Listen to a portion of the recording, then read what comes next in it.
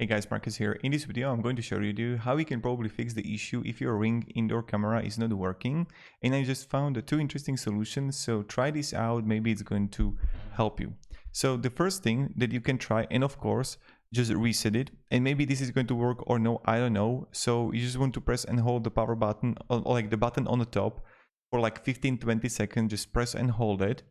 This is the first thing to try. The second thing that you can try is this, that in the end, I restarted my cell phone and magically it connected the first try after that. So I know sometimes really strange that you can like restart the cell phone, it can work. Just try to restart the cell phone.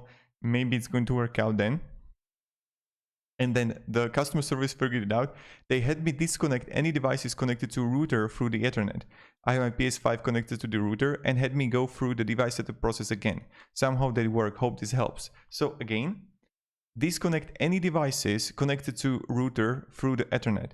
And this is important, so try it out. Maybe it's going to help you, and I wish it does, so you can actually use the product, because I know how frustrating it is when you're going to buy a product and you just like can't even use it because something, and you can figure it out what it is.